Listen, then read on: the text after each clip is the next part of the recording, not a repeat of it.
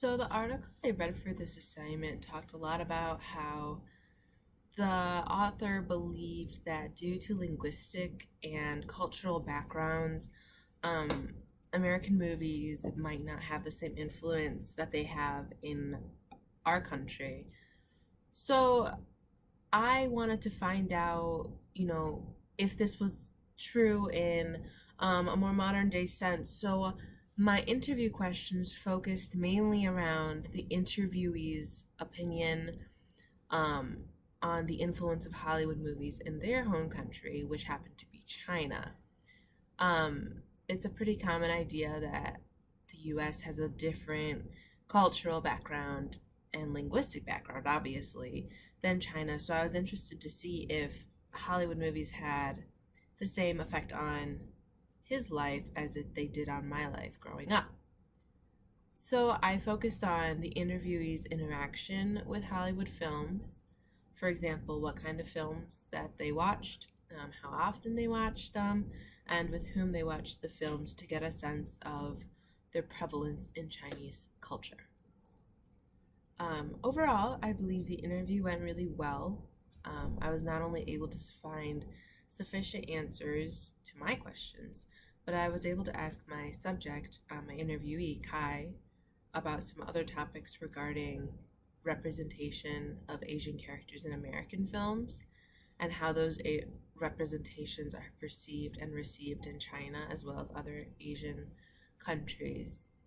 Years ago, the Hollywood movie just described the scene that which happens between the American and the others. But for now, the Hollywood is needs to open the Chinese market, so they add many Chinese things into the movies, like Chinese actors, Chinese town, Chinatown, and maybe some actors will speak some Chinese to make the Chinese watcher feel more comfortable about the movie. And Um, During my interview, I found out that Kai does, in fact, believe that he was influenced by Hollywood films in his youth. He said that around 8 or 9, he started watching them, was introduced to them by his family, mostly action movies.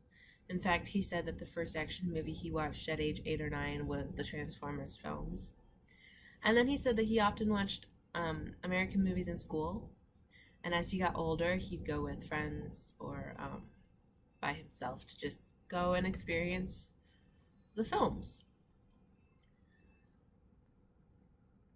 Kai expressed his belief that Chinese culture does consume Hollywood films regularly, despite the language barrier and the differences that we find in core culture.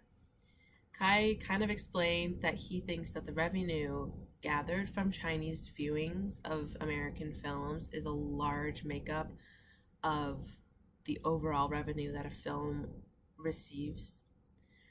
And he also expressed his belief that Hollywood filmmakers are working to add more Asian characters to appeal to Chinese and other Asian audiences to raise revenue and make films more successful. However, when I asked how accurate he felt those representations were, Kai and I had a common belief that they're often unoriginal and stereotypical, despite it being such a hot topic. Another topic that Kai and I discussed was the issue of a language barrier. But Kai expressed his belief that language and differences in language are becoming less and less of an issue because of the opportunities for dubbed films and the opportunities for subtitles. in China, when we watch the Hollywood movies, there are a subtitle under it, and if just we don't fall asleep and we can understand it, yeah.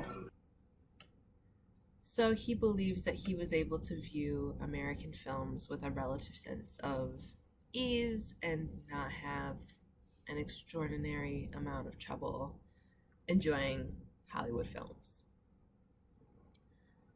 Overall, I definitely think I saw a correlation between my findings and in this interview and the article. um, in the sense that Hollywood movies, despite cultural and linguistic differences, do have a strong influence in other countries.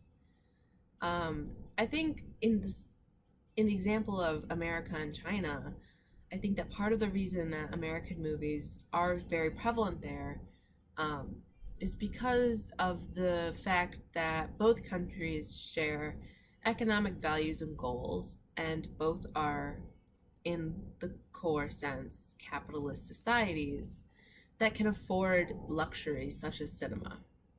I think in countries that can afford it, they do want the big blockbuster films that Hollywood are able to produce. So I think that despite linguistic barriers and some cultural differences, Hollywood is able to assimilate that in themselves into many different countries. And I think that with our new technology of being able to translate scripts so quickly and easily, more and more people are finding it easier to experience foreign films and enjoy them as a regular viewing.